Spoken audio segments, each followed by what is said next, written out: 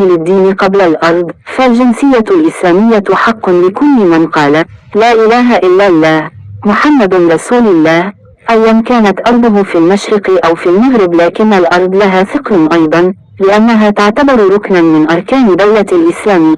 وكما شرع الجهاد لأجل العقيدة الإسلامية ونشرها، فقد شرع أيضا دفاعا عن دار الإسلام. وإذا كان الجهاد فرض كفاية خارج دار الإسلام، فهو داخلها فرض عين، بمعنى أنه إذا دخل العدو دار الإسلام وهجم عليها، فإنه يتعين على كل فرد من أفراد الأمة الإسلامية أن يجاهد عن هذه الدار ويقاوم الأعداء للدفاع عنها.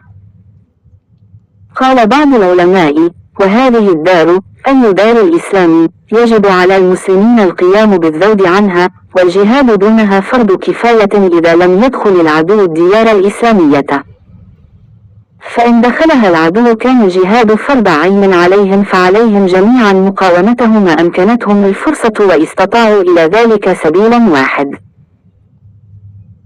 أما تعريفها فقد عرفها العلماء بتعاريف كثيرة مختلفة في الشكل واللفظ، متفقة في المضمون والمعنى، وكلها في الحقيقة تدور حول أن دار الإسلام هي الأرض أو البلد التي تظهر فيها أحكام الله من إعلاء كلمته ونشر دعوته وتطبيق أحكامه، وتكون الغلبة والسيادة فيها لأحكام الإسلام، سواء كان معظم سكانها من المسلمين أو غير المسلمين.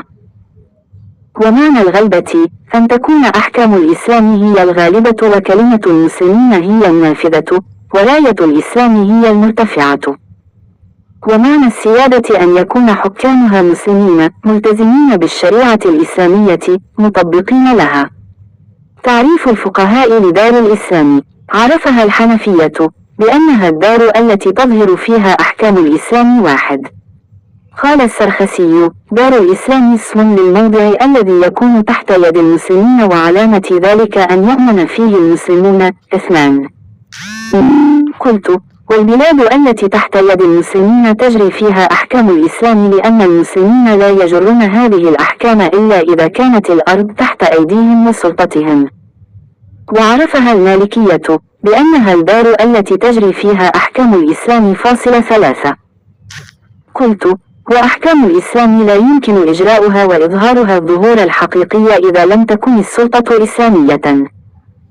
وعرفها الشافعية بأنها ما كانت تحت استيلاء رئيس الدولة الإسلامية وإن لم يكن فيها مسلم واحد. قال الماوردي: إذا قدر على إظهار الدين في بلد من بلدان الكفر، فقد صارت البلد دار الإسلام